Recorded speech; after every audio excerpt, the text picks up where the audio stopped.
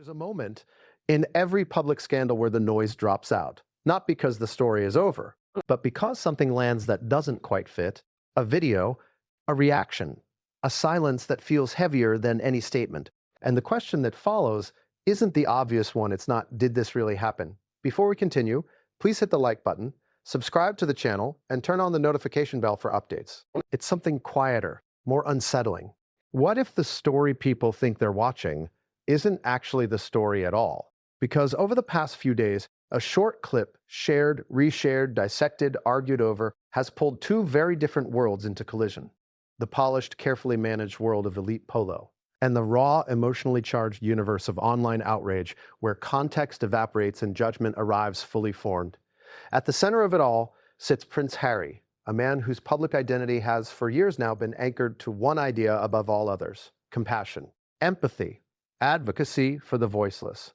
And standing just off to the side, but impossible to ignore, is Nacho Figueras, friend, teammate, global ambassador of the sport, and now, whether intentionally or not, a catalyst. Here's the contradiction that makes this story combustible. The video doesn't come from a tabloid sting. It doesn't come from an undercover activist. It doesn't arrive wrapped in anonymous claims or leaked documents. It comes from inside the circle, and that alone changes everything. Because when something controversial emerges from the outside, the instinct is defensive. Easy, predictable. You question motive, you question credibility, you dismiss, but when it appears to come from someone who is supposed to be safe, someone aligned, friendly, familiar, the ground shifts. Suddenly the question isn't who's attacking, it's why would this be shared at all? And that's where this story really begins. Not with the horses, not with the accusations, but with the timing. Why now? Why this moment? When Prince Harry's public role is already under renewed scrutiny, when his every appearance is parsed not just as personal behavior, but as symbolic behavior. Why does a short polo clip, something that in another context might have passed unnoticed, ignite such a visceral reaction?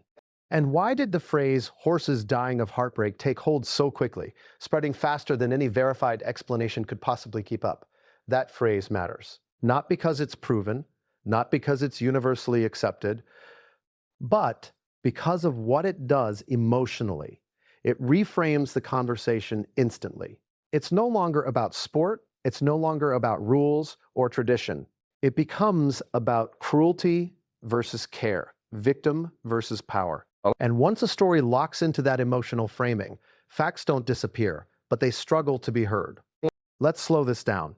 What actually surfaced was a video clip, short, visually ambiguous, and stripped of broader context. Online viewers claim it shows aggressive handling of polo horses during play. Some insist the behavior crosses a line. Others argue it reflects the physical intensity of the sport and nothing more. Two interpretations. Same footage, and yet the reaction was anything but measured. Within hours, comment sections hardened. Language escalated. The phrase abuse appeared early and often, and once that word enters the bloodstream of a story, it rarely leaves quietly. But here's where things get complicated, because the allegations being made online, especially the claim that horses later died from emotional distress or heartbreak, are not things a video can prove. They rely on something else entirely: testimony, interpretation, trust. And trust is exactly what's fractured here. On one side, supporters argue this is yet another example of Prince Harry being targeted, his actions viewed through the harshest possible lens because of who he is and what he represents. They point to his long history of animal-related advocacy, his involvement with conservation efforts, and his carefully curated public ethos. On the other side, critics argue that's precisely the problem, that the image is too polished, too protected, too resistant to scrutiny. They ask, if this were anyone else, if the name weren't Prince Harry, would the reaction be different? Would the explanations come so quickly? Would doubt be extended so generously? And then there's the third group, smaller, quieter, often drowned out, the ones who aren't certain of anything yet. They're watching the video again, reading the comments, noticing what isn't being said, and asking a more uncomfortable question: why hasn't this been addressed directly? Because silence in moments like this becomes its own narrative. And not all silences mean the same thing. Sometimes silence is legal strategy. Sometimes it's confusion, sometimes it's disbelief that a moment has spiraled so far so fast.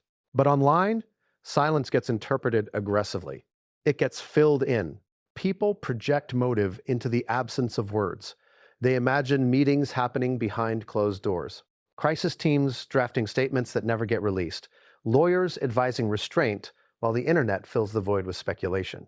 And the longer that void remains, the heavier it feels. This is where the story stops being about a video and starts becoming about control. Who controls the narrative? Who gets to define what we're seeing? And perhaps most importantly, who bears the burden of proof when emotion moves faster than evidence? There's another layer here that complicates everything. Polo is not a sport most people understand. It exists largely outside everyday experience, wrapped in exclusivity, wealth, and tradition.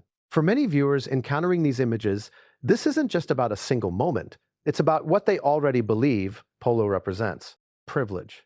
Risk taken by animals for entertainment. A world where consequences are absorbed quietly, out of sight. So when a video surfaces that seems to confirm those assumptions, even partially, it doesn't land on neutral ground. It lands on fertile soil. And Prince Harry, fairly or not, becomes a symbol inside that larger critique. Not just a player, but a representative of royalty, of elite circles, of a life lived far from ordinary accountability, which creates a second contradiction.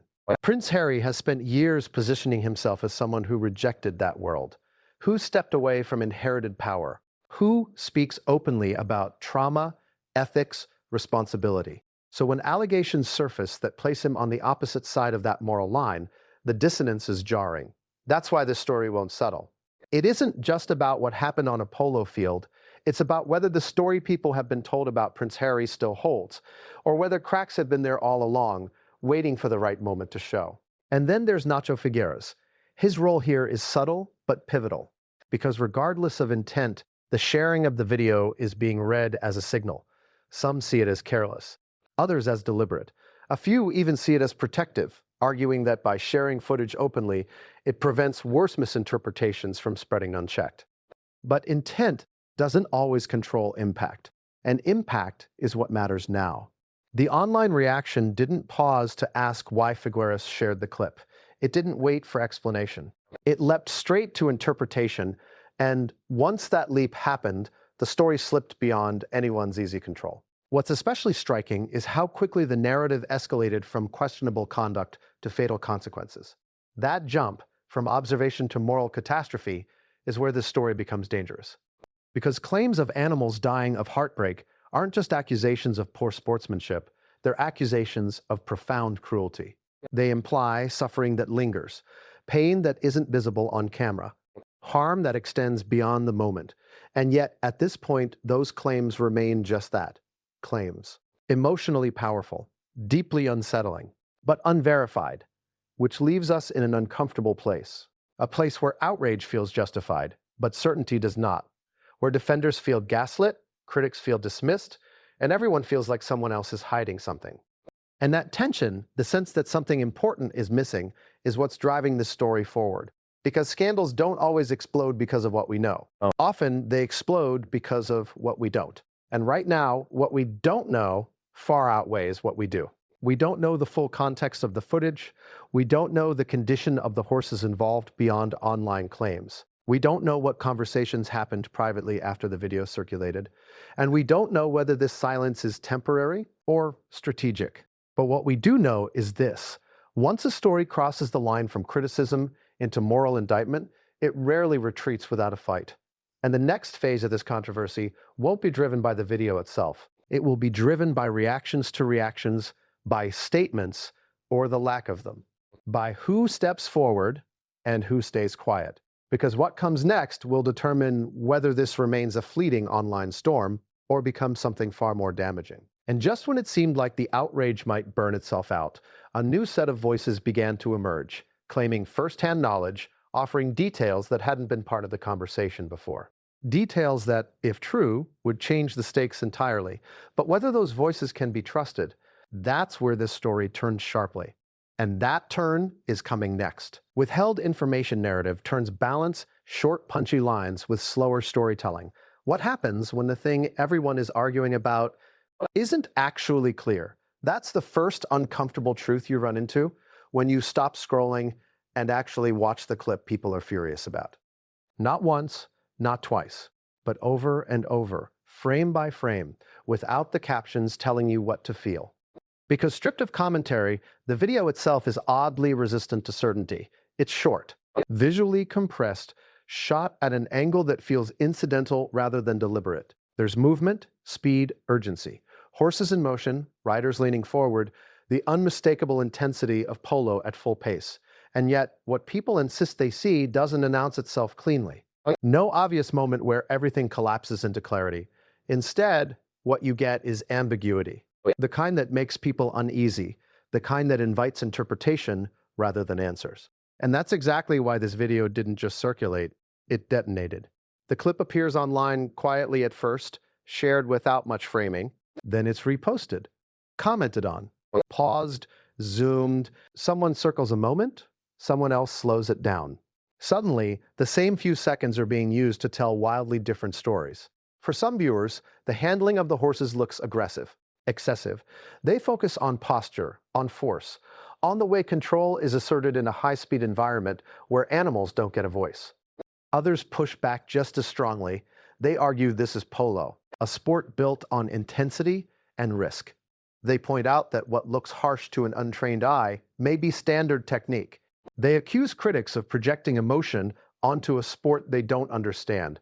Two camps form almost instantly, but something else happens at the same time, something more subtle and far more consequential. The clip becomes unmoored from its original context. No timestamp that satisfies everyone. No definitive confirmation of when it was filmed. No shared agreement on what happened before or after. And in that vacuum, speculation rushes in. This is where the story starts to slide. Because once a video escapes context, it doesn't just float, it gets pulled by outrage, by loyalty, by pre-existing beliefs about who the people involved are. And here, identity matters.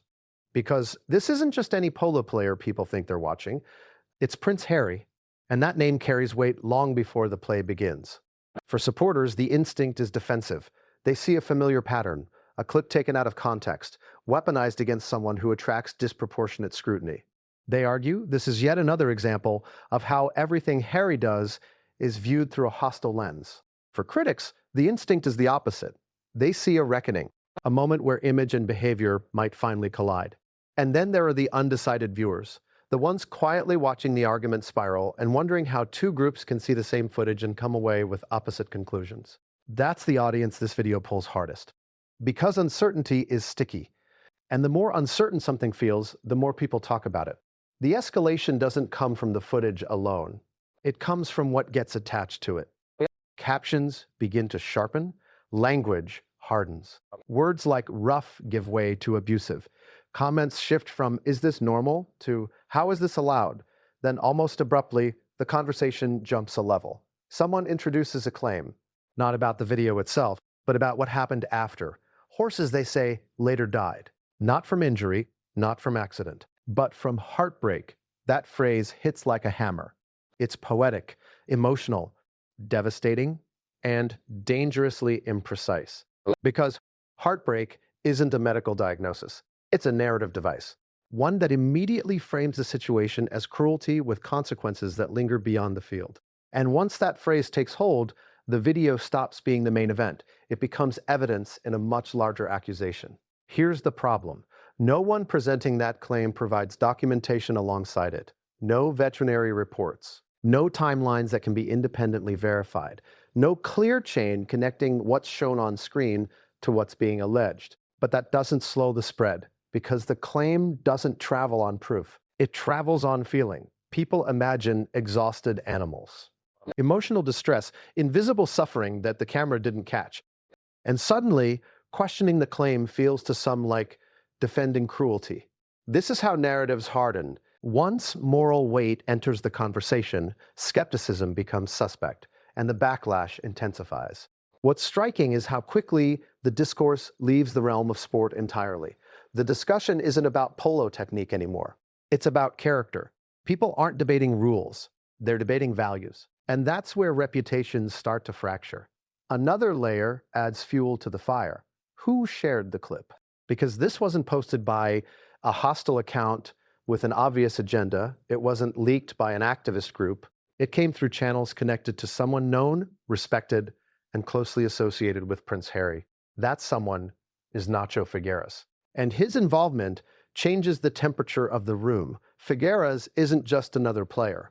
He's a global ambassador for polo, a public figure in his own right, and, critically, a longtime friend and teammate of Harry's. Which raises an immediate, uncomfortable question. Why would someone inside the circle share something that could be read this way? Some argue the answer is simple. He didn't anticipate the reaction. That within the polo world, the clip looks unremarkable. That the outrage says more about outsiders misunderstanding the sport than about the content itself. Others aren't convinced. They point out that public figures understand optics, that posting anything involving animals, intensity, and a controversial royal figure is never neutral. They ask whether this was careless or calculated. And then there's a third possibility, rarely discussed openly, but quietly circulating, that the video was shared as a form of transparency, a way to show what actually happens, rather than allow worse rumors to fester. But transparency only works when context follows. Here, context didn't keep up. The clip outran explanation, and once it did, it became something else entirely. What's notable is how quickly the focus shifted away from Figueras himself. The internet rarely lingers on the messenger. Instead, it zeroed in on Harry.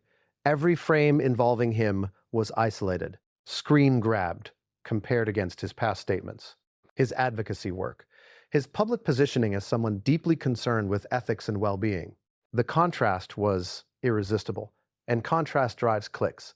People began stitching together montages, past interviews juxtaposed with the clip, quotes about compassion paired with slowed-down footage. The implication wasn't stated outright, but it didn't need to be. The audience filled in the gap. And once the gap is filled, the burden shifts.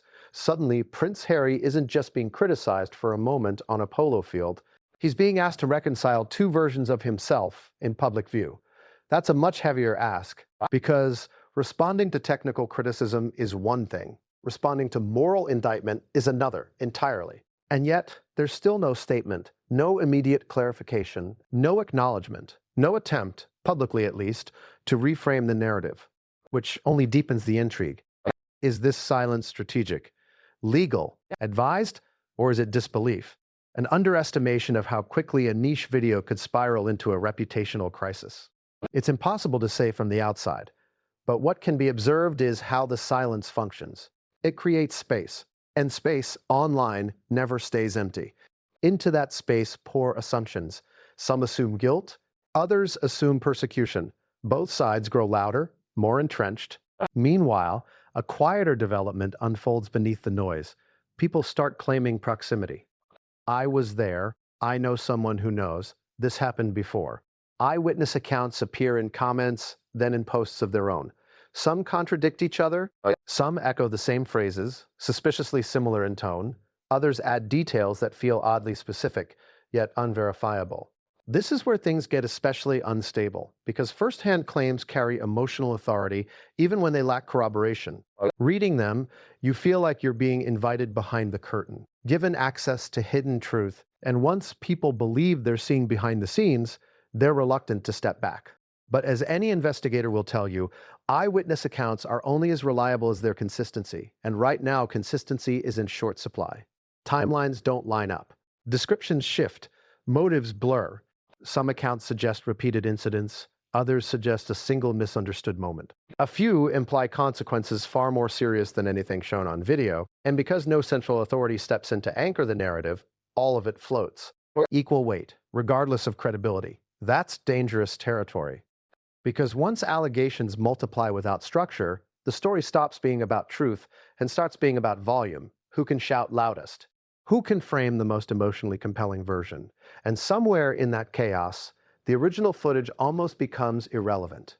Which brings us back to the question at the heart of this chapter. What actually changed the conversation? It wasn't the video alone. It was the layering, video plus identity, video plus silence, video plus claims of irreversible harm.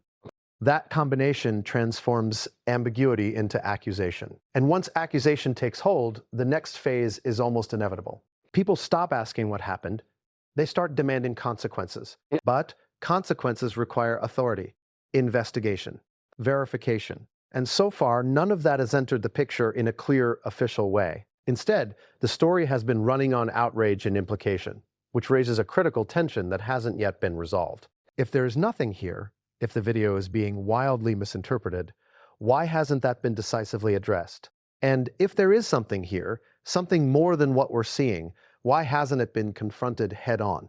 That unresolved contradiction sits at the center of everything that follows. Because in the absence of answers, the story doesn't slow down. It mutates. And just as the initial wave of outrage began to plateau, something else happened. Something that gave the narrative a second wind. A group that doesn't usually weigh in on royal controversies began paying attention. Not fans, not critics, but advocates. And once they entered the conversation, the stakes shifted again. That's where this goes next. Go, Chapter 2, Polo, Power, and the Treatment of Horses, complete. Approximately. 2,000 plus words. What if the outrage isn't really about what happened, but about who gets to decide what's acceptable? That question starts to surface the moment animal welfare advocates begin circling a story that, until now, has lived mostly in the churn of social media commentary. Because once advocates arrive, the conversation changes tone. It becomes less reactive, more procedural, less about anger, more about standards. And standards are uncomfortable things. They force definitions, they demand comparisons, they expose inconsistencies people would rather ignore. To understand why this story escalated the way it did, you have to understand polo, not just as a sport, but as a system, a culture, a hierarchy that places extraordinary physical demands on animals in environments most people never see. Polo is fast, violent by sporting standards. It involves sudden acceleration, sharp turns, hard stops, collisions. Horses sprint at speeds that push their cardiovascular limits. They're trained to respond instantly to pressure from reins, legs, mallets. There is no room for hesitation. For players, this intensity is normal, expected, celebrated. For outsiders, it can look alarming. And that gap in perception is where trouble begins. Animal welfare groups have long watched equestrian sports with a careful, sometimes skeptical eye. Not because they assume cruelty, but because history has taught them that tradition can become a shield, a way of saying this is how it's always been done, without asking whether it should still be done that way. Polo, in particular, exists in a gray zone. Unlike racing, which is heavily regulated and publicly scrutinized, polo often unfolds behind closed gates, private fields, invitation-only tournaments, elite clubs. Oversight varies. Transparency is inconsistent. And that lack of uniform visibility creates space for doubt. So when a video circulates showing intense handling of horses, and when that video is linked to a figure as globally recognizable as Prince Harry, it doesn't just raise questions about one match. It triggers long simmering concerns. Advocacy groups begin asking questions that are broader than the clip itself. What safeguards are in place? How are horses monitored after matches? What constitutes acceptable exertion versus harmful stress? These aren't accusations, at least not initially. They're inquiries. But here's where the tension sharpens. Because polo insiders often respond to these questions with frustration. They argue, sometimes convincingly, that critics lack technical understanding, that horses are bred, trained, and conditioned specifically for this sport, that veterinary oversight is routine, that injuries and fatalities are rare relative to the level of exertion. They also point out something critics don't like to hear, that horses, like human athletes, are pushed. And pushing is part of competition. This is where definitions start to blur. At what point does pushing become harm? At what point does intensity become cruelty? There's no single answer, and that ambiguity fuels the conflict. Animal welfare advocates, for their part, don't deny the complexity.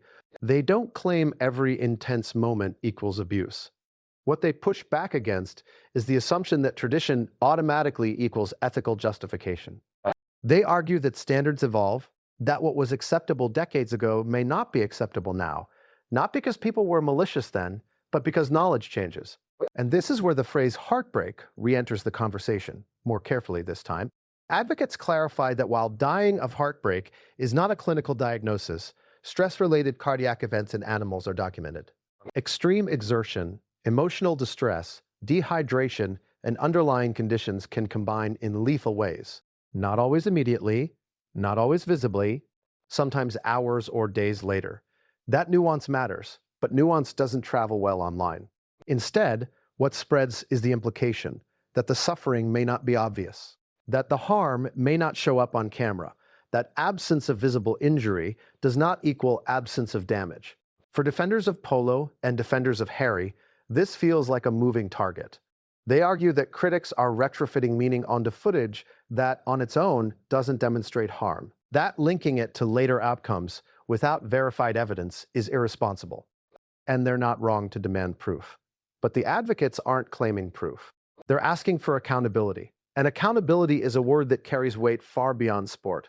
Because once animal welfare organizations begin asking questions publicly, the story stops being about social media outrage and starts brushing up against institutions, veterinary standards, tournament oversight, regulatory bodies that prefer not to be dragged into public controversy. This is the moment where some expected clarity to arrive.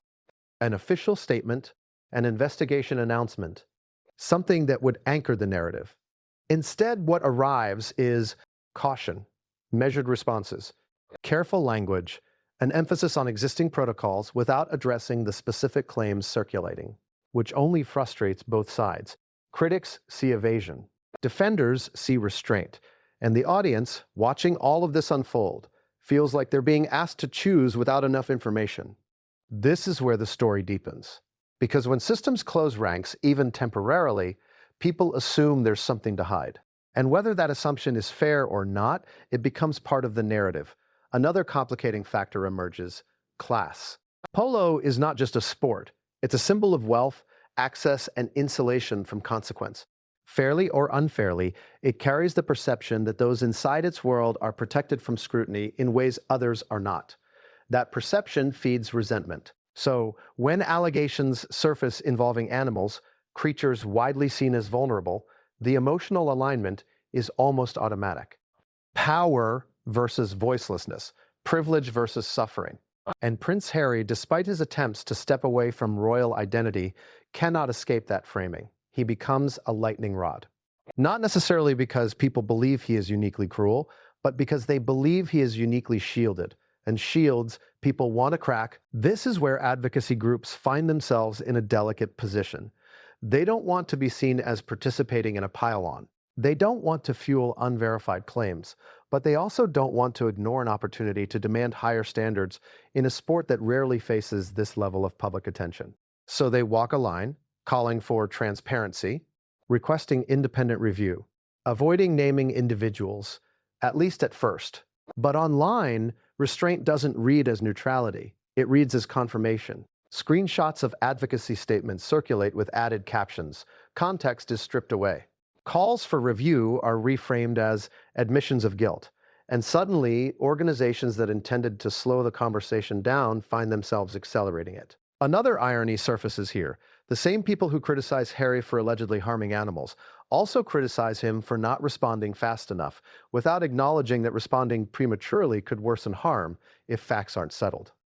It's a no-win scenario. Speak too soon, and you risk misstatement. Speak too late, and you're accused of hiding. This is the pressure cooker where reputations crack. And yet, through all of this, one thing remains stubbornly unresolved. No independent confirmation of horses dying as a direct result of the incident shown in the video has surfaced publicly. That absence matters, not because it proves nothing happened, but because it underscores how much of this story is being driven by implication rather than evidence, which raises an uncomfortable possibility that the outrage may outpace reality. Or, just as unsettling, that reality is more complex than anyone is willing to articulate in public. There's also something else happening beneath the surface, something easy to miss if you're focused only on the loudest voices. Veterinarians, trainers, and former players begin quietly weighing in, not through viral posts, but through cautious comments and private conversations that occasionally leak into public view. They talk about cumulative stress, about how one incident rarely tells the whole story, about how horses can appear fine in the moment and struggle later, for reasons that are difficult to trace conclusively. They don't make accusations, but they don't dismiss concerns either. That ambiguity frustrates everyone. Critics want validation. Defenders want exoneration. Neither gets it. And that leaves the audience suspended in uncertainty, watching a system that isn't built for transparency grapple with a moment that demands it. This is the stage where stories either collapse under scrutiny, both interpretations feed distrust. Veterinary experts who have cautiously weighed in tend to emphasize one thing repeatedly: causation is extremely difficult to establish after the fact. Even when a horse dies following competition, determining exactly why can be complex. Autopsies are not always conclusive. Underlying conditions may go undetected for years. Stress may be a contributing factor rather than a sole cause, which raises a difficult question. If a horse collapses after intense play, is the last match responsible, or the entire system that trained, conditioned, and pushed that animal to its limits? And if stress plays a role, is that cruelty or an inherent risk of high-performance sport? This is where advocates and defenders talk past each other. Advocates argue that uncertainty should lead to caution, that if we can't be sure an activity isn't causing harm, the ethical response is to reevaluate it. Defenders argue the opposite, that uncertainty cannot be used as an accusation, that without clear evidence, blaming individuals is unjust. Both positions sound reasonable, and that's what makes this story so uncomfortable, because it refuses to collapse into a clean moral binary. There's another element to the Heartbreak narrative that deserves scrutiny. Language shapes memory. Once people begin imagining animals dying of grief, every subsequent detail is filtered through that lens. Ordinary fatigue becomes tragic suffering. Normal post-match recovery becomes a sign of hidden damage. And confirmation bias does the rest. People look for stories that reinforce the narrative. They discount ones that complicate it. This doesn't mean the concern is fabricated. It means it's emotionally amplified. And amplification can outrun accuracy. What's especially striking is how few people pause to ask a quieter question. If horses truly died as a result of this incident, why hasn't someone with direct authority spoken publicly? Stable managers, veterinarians, tournament officials, any one of them could anchor the claim, even partially. Their silence doesn't prove innocence, but it does deepen the mystery. Some suggest non-disclosure agreements. Others point to legal exposure. Still others argue that elite sports often handle these matters privately out of respect for owners and animals alike. All plausible, all unsatisfying, because the absence of clarity keeps the emotional wound open.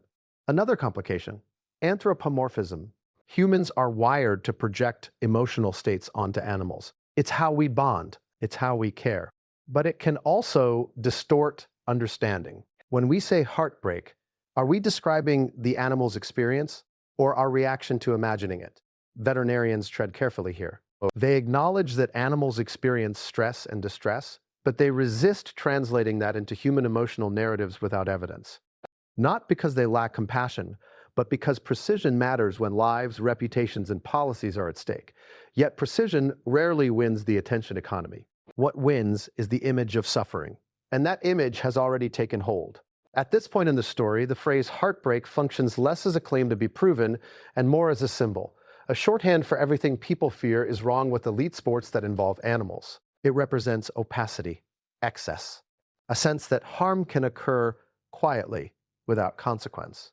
Which means even if the specific claim were disproven tomorrow, the damage wouldn't fully reverse, because the idea has already done its work. This is where the narrative takes another turn. As the medical ambiguity becomes more apparent, attention shifts again, not toward resolution, but toward testimony. People begin saying, you don't need reports, you don't need diagnoses, you just need witnesses. And that shift from evidence to experience is where things become truly volatile. Because witnesses bring immediacy, emotion, the feeling of proximity, and they rarely speak with one voice. Some describe horses pushed beyond limits. Others insist the animals were well cared for, monitored closely, protected by experienced teams.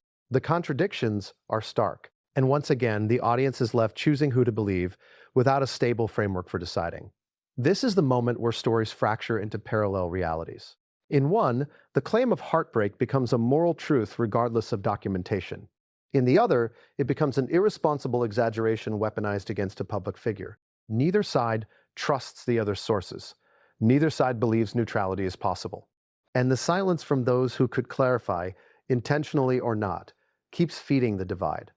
What's perhaps most revealing is how quickly this conversation drifts away from animals altogether and back toward accountability. Who should answer for this? Who owes an explanation?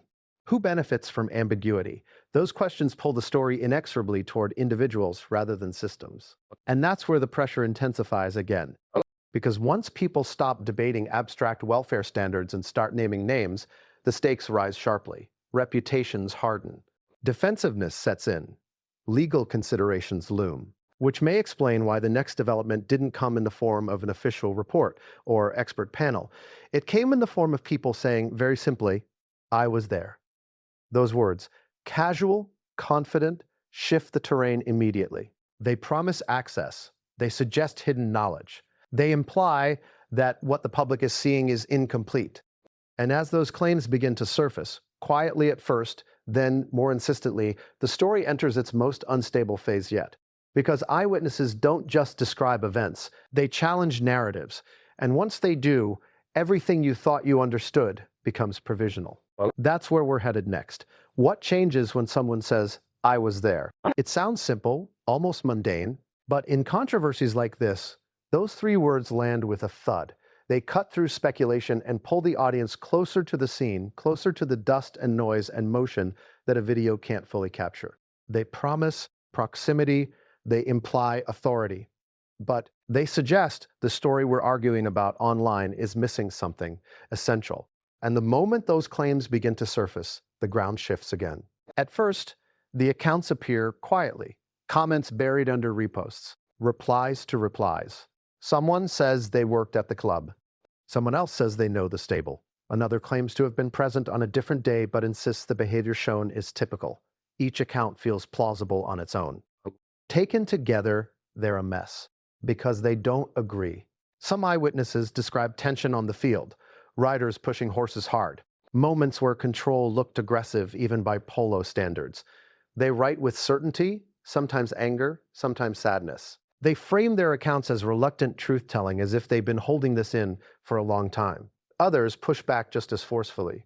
They say the match was routine, that the horses were rotated appropriately, that veterinary staff were on site and attentive, that anyone claiming otherwise doesn't understand the sport or wasn't actually present.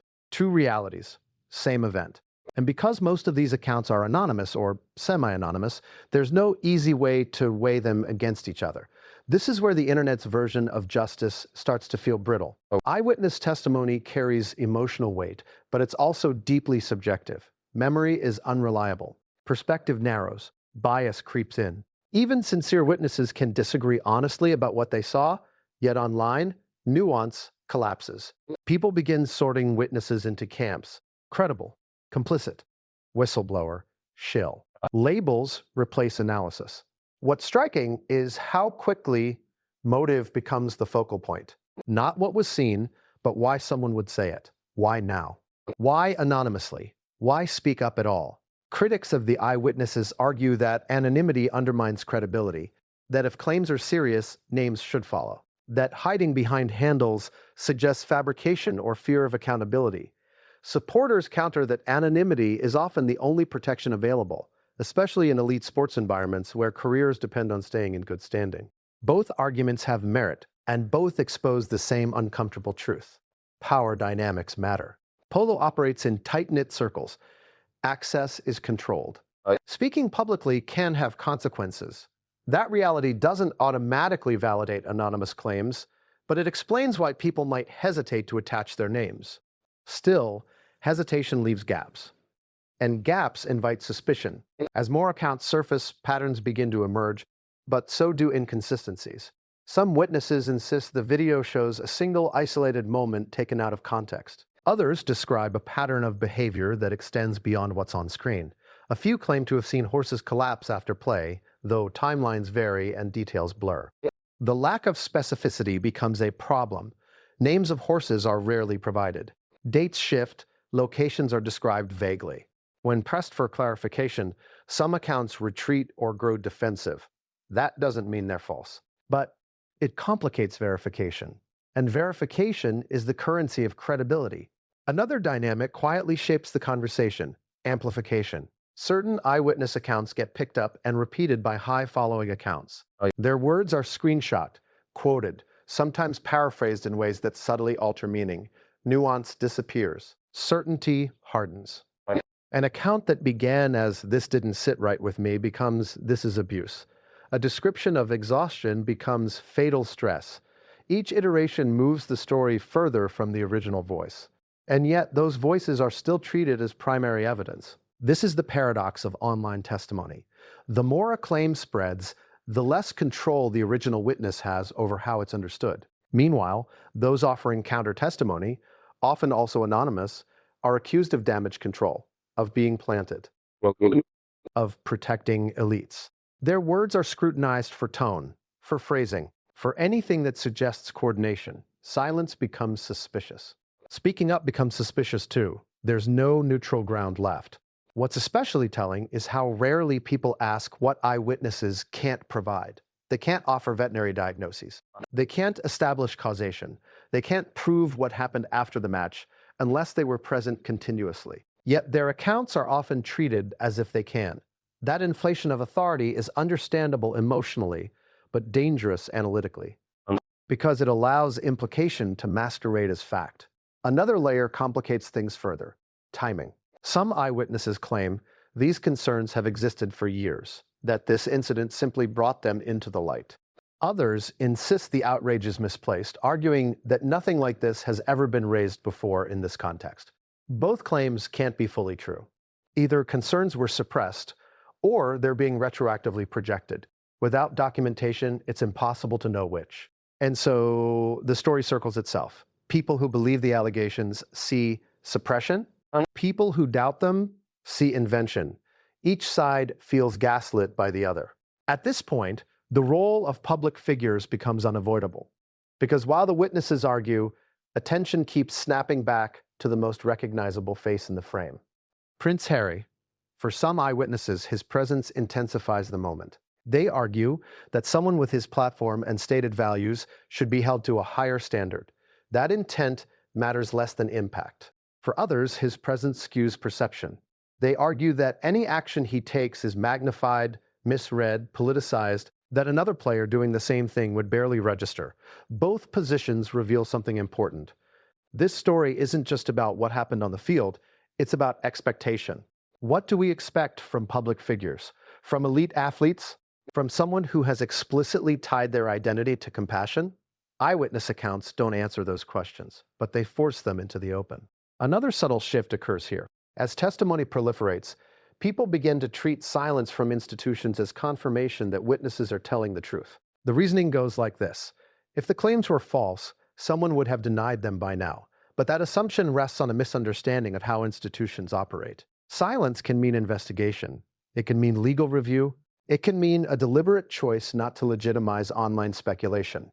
None of those options satisfy an audience hungry for clarity.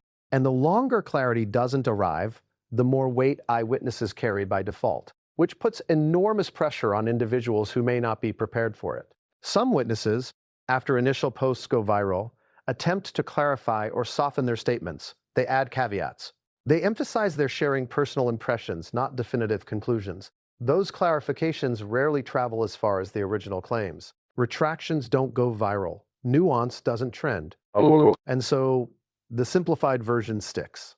There's another consequence here that often goes unnoticed. Eyewitnesses begin watching each other.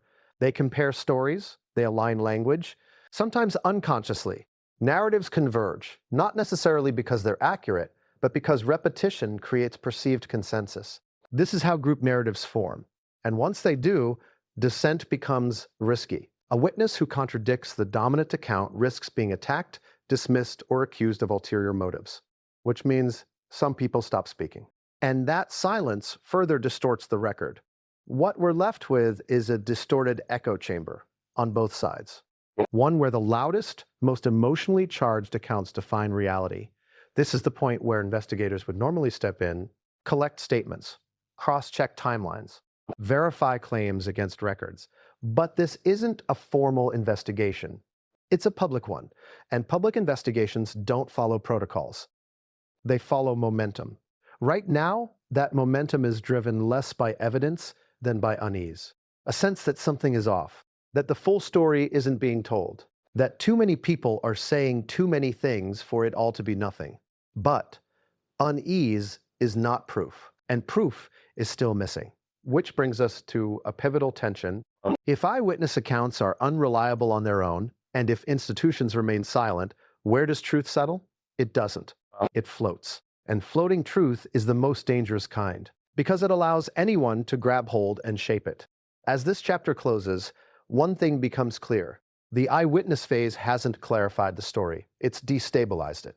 It has multiplied possibilities rather than narrowing them. It has raised stakes without resolving facts. And that instability creates an opening for someone, anyone, with perceived authority to step in and anchor the narrative. The question is, who will do it? A governing body?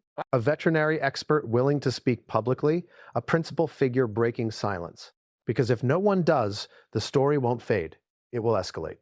And just as the eyewitness accounts begin to contradict each other loudly enough to cause fatigue, another shift occurs.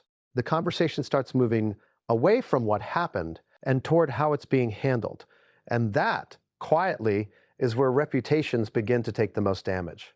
What if the most consequential move in this entire controversy wasn't made on the polo field at all? What if it happened later, quietly, when someone chose to share a video without fully controlling what it would become? That question has been hovering in the background since the beginning, but it comes sharply into focus now, because as eyewitness accounts collide and credibility fractures, attention begins to drift away from anonymous voices and back towards someone very specific. Not the loudest critic, not the angriest activist, but the man whose decision may have lit the fuse. Nacho Figueras is not an incidental figure in this story. He's not a background name people stumbled upon while searching for someone to blame. He's a central character, precisely because he wasn't expected to be. Within polo, Figueras is a star, internationally recognized, polished, media savvy, a bridge between an insular sport and the outside world. He's also been, for years, a close associate and public ally of Prince Harry.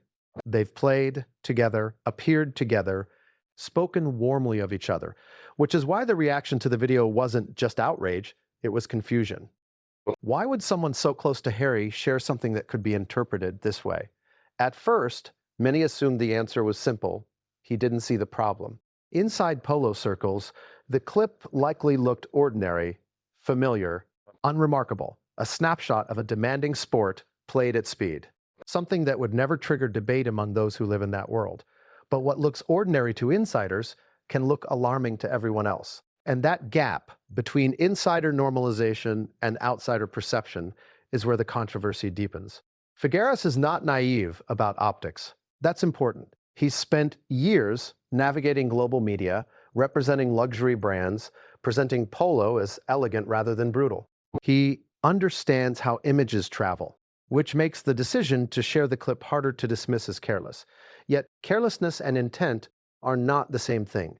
There's a difference between anticipating reaction and misjudging it.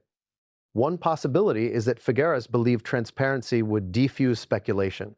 That showing real play, without edits or dramatization, would ground the conversation in reality. Another possibility is that the video was shared without anticipation of how quickly it would be reframed once it left its original audience. Both can be true, but once the clip escaped, Figueras lost control of it. And control is the currency of reputation. What's striking is how quickly the narrative around Figueras split into incompatible interpretations. To some, he becomes a defender, someone trying to normalize what outsiders are misreading. A calm voice from within the sport saying, essentially, this is what polo looks like. To others, he becomes something more troubling, a catalyst, someone whose post didn't just fail to protect his friend, but actively exposed him to intensified scrutiny. That interpretation isn't driven by evidence of malice. It's driven by outcome. Because regardless of intent, the sharing of the video accelerated everything that followed. It created the artifact that outrage could orbit. And once that happened, Figueras' silence, or near silence, became part of the story too. Why hasn't he clarified? Why hasn't he contextualized more forcefully? Why hasn't he pulled the video or addressed the backlash directly? Those questions start circulating quietly at first, then more insistently. Some argue he owes no explanation, that the overreaction isn't his responsibility. That apologizing would legitimize misinterpretation. Others argue the opposite, that with influence comes obligation, that if you help spark a controversy, you share responsibility for calming it. And then there's a third, more uncomfortable interpretation, that Figueras may be trapped, caught between loyalty to Harry, loyalty to his sport, and loyalty to his own brand. Any move he makes now carries risk. Defend Harry too aggressively, and he appears dismissive of animal welfare concerns. Distance himself, and he appears disloyal. Say nothing, and the vacuum fills with speculation. This is the anatomy of a reputational catch-22. What complicates matters further is the nature of their friendship. This isn't a casual association. Figueras has been positioned publicly as one of Harry's trusted figures within polo. That proximity changes how his actions are interpreted. People read meaning into silence when they believe closeness exists. They assume coordination, or tension, or fracture. Online, some begin speculating about private conversations. Did Harry object to the post? Did Figueras clear it with him? Did anyone anticipate the fallout? There's no public evidence to answer these questions, but speculation doesn't require evidence to spread. And once again, the story drifts further from verifiable ground. What's notable is how rarely Figueras himself becomes the target of sustained criticism. The outrage doesn't stick to him. It slides off and settles back on Harry, which raises another uncomfortable point. Figueras may have acted as a buffer, intentionally or not. By sharing the clip himself, he became the intermediary through which scrutiny passed, while the consequences landed elsewhere. Some observers see this as unfair to Harry. Others see it as revealing, arguing that even allies participate in systems that expose certain figures while remaining protected themselves. That interpretation edges toward conspiracy, but it persists because no alternative explanation has been offered publicly. And in the absence of explanation, narratives metastasize. There's also a quieter undercurrent running through this phase of the story. Resentment, not necessarily toward Figueras personally, but toward the ecosystem he represents. Elite sports, elite friendships, elite insulation. The idea that people in these circles can unintentionally ignite controversy and then retreat behind networks of privilege while others absorb the blow. Whether that's fair or not, it's part of how the audience is reading this moment, which means Figueras' role isn't just about one video. It's about what he symbolizes, the insider who controls access, the gatekeeper between worlds, the person whose actions are read as signals, whether he intends them that way or not. As days pass without clarification, attention begins to shift again. People stop asking why Figueras shared the clip. They start asking what happened behind the scenes after he did. Were calls made? Were posts discussed? Were strategies formed? The story pivots from public action to private reaction, and that's where intrigue thrives. Because private reactions can't be verified, but they can be imagined. And imagination fills silence far faster than facts.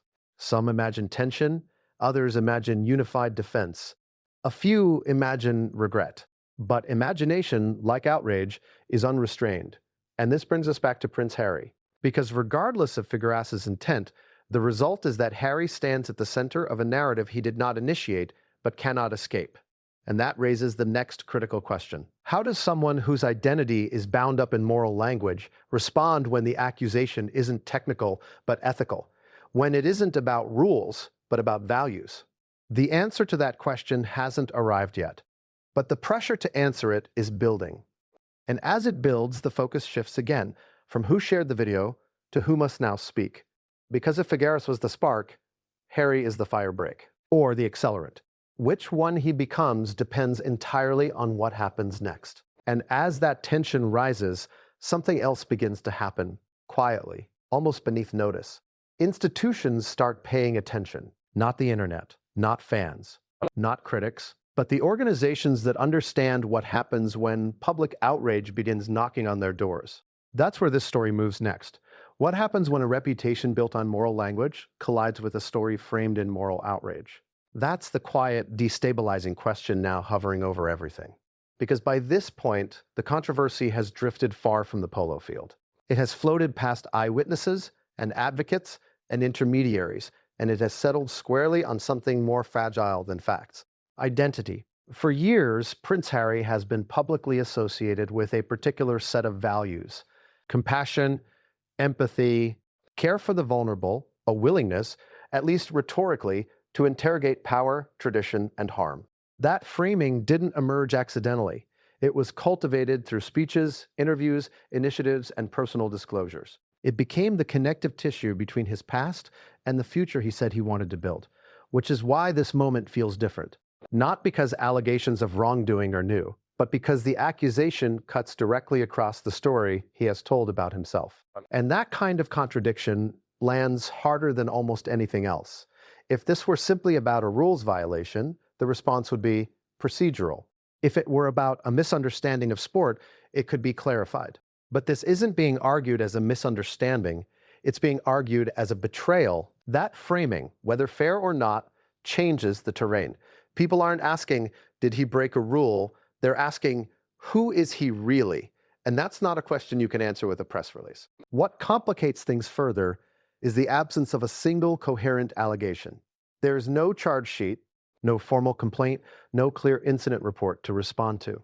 Instead, there's a cloud of implication, a video interpreted as aggressive, claims of unseen harm, a phrase, heartbreak, that implies moral injury rather than physical mishap. Responding to that kind of accusation is extraordinarily difficult. Because what do you deny? Do you deny intent, outcome, interpretation? Each option carries risk. Deny too forcefully, and you appear dismissive of suffering. Acknowledge too much, and you appear to concede wrongdoing you may not have committed. This is where image becomes both shield and vulnerability. Supporters lean heavily on Harry's past statements and actions. They argue that someone who has spoken so openly about trauma and care would not knowingly harm animals, that his history should count for something. Critics counter that history is exactly why this matters. They argue that when someone positions themselves as morally conscious, the bar rises. That hypocrisy, real or perceived, undermines trust more than silence ever could. Both sides are using the same material, Harry's public image, to reach opposite conclusions, which means the image itself is no longer stable. It's being reinterpreted in real time. There's another layer here that rarely gets stated outright: expectation fatigue. Prince Harry has, over the years, asked the public to see him not as a symbol, but as a human being, to grant him complexity, to allow for contradiction and growth. Yet, in moments like this, that request collides with another expectation: consistency. People want moral narratives to be clean. They want heroes to behave predictably. They want values to show up uniformly across every context. And polo, of all things, doesn't fit neatly into that moral story. It's elitist, risk-heavy, animal-dependent, historically insulated, which means that even before the video surfaced, the optics were already strained. The footage didn't create the tension. It activated it. That activation is why reactions feel so visceral. People who already doubted Harry's moral positioning seek confirmation. People who believe in it feel personally attacked, like something they trusted is being dismantled. This is no longer just a debate about conduct. It's a referendum on credibility. And credibility is slow to build, but fast to erode. What's striking is how little space there is for ambivalence. Few are willing to say, "I don't know yet." Online, uncertainty is read as weakness. So people choose sides. And once sides are chosen, evidence becomes secondary. Supporters dissect the video for exculpatory details. Critics dissect it for incriminating ones. Both groups see what they expect to see. Meanwhile, Harry himself remains publicly silent. That silence does not exist in a vacuum. It's interpreted through the lens of his past openness. His willingness to speak on mental health, injustice, and ethics. When someone known for speaking chooses not to, the absence speaks loudly. Some interpret it as restraint, others as evasion. Still others see it as something more human, paralysis. Because when a narrative shifts from factual dispute to moral judgment, every word becomes dangerous. Say the wrong thing, and it confirms the worst interpretations. Say nothing, and others do the talking for you.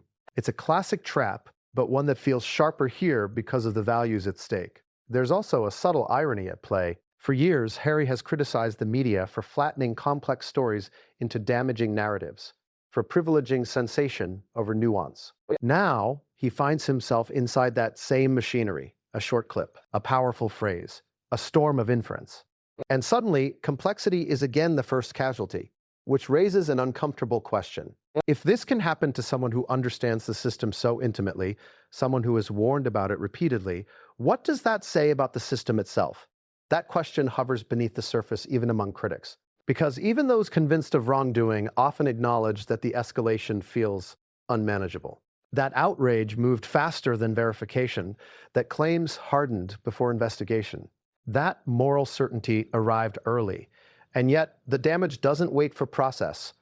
This is where the concept of trial by perception becomes unavoidable, in the absence of formal proceeding.